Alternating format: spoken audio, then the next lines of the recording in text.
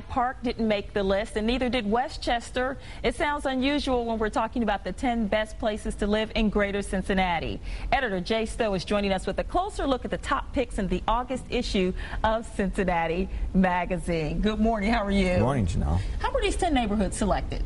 What we did is we looked at number of homes sold and average sale prices in all of Greater Cincinnati over the last about 5 years. And found places where things have been better than you'd think, and there were some upward trends in those categories. Now, you chose neighborhoods from kind of all four quadrants: Greater Cincinnati, West Side, East Side, north of I-275, as well as Northern Kentucky. But Yes. let's start with Westwood. Yeah, Westwood's kind of like, I always think of it as like the sleeping giant, because it's got this amazing trove of charming houses. And it's huge. Yeah, it's a big neighborhood. And it's got a very active civic association, very positive. They're always working hard for the neighborhood. Very good schools, Western Hills High School, Dater, Montessori, Mother Mercy.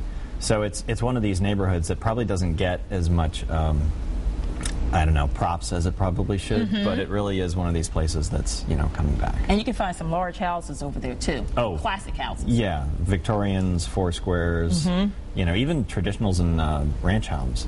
There's a whole bunch of ranch houses over there too. Now let's move to the other side of town, Kennywood. Right, that's where I was. Yeah, where you grew up. Yeah, it's the same thing. A really diverse housing stock. You know, it's a really good school district. It's in the Indian Hill School District, and very well situated. You know, right kind of parked there between Sycamore Township and Columbia Township. It overlaps both, and easy to get on the highway and get to anywhere. Now I know some people in Fort Thomas too, in Northern Kentucky, and they love it. Yeah, exactly the same thing. I mean, in the sense that it's really close to downtown.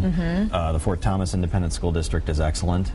And it's also got just an amazing array of homes. You know, these older, big mansions and then, you know, nice places that were built in the last 50 years. So the cost can range. You know, you've got a lot of places to choose from with that. Oh, yes. Oh, yeah, it can. And they've had very good, surprisingly good home sales. They've continued to go up over the last few years. And, you know, when a lot of other neighborhoods in other parts of the country obviously have been hit harder.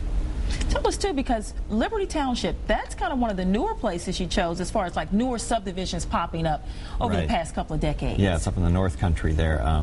You know, shares land with Westchester basically, and has Lakota School District, which is excellent with distinction. But it's seen a tremendous growth in the last 30 years. Surprisingly, they still apparently have they're only about 50% built out, so they can continue to build subdivisions up there because they've got a lot of farmland, I guess, to buy up and build them on. But that's one of the more newer neighborhoods. Okay, well, Jay, he's holding out on the rest of the list because we want you to check out the August issue of Cincinnati Magazine on newsstands right now. Thank you so much, Jay. We appreciate it. You're welcome.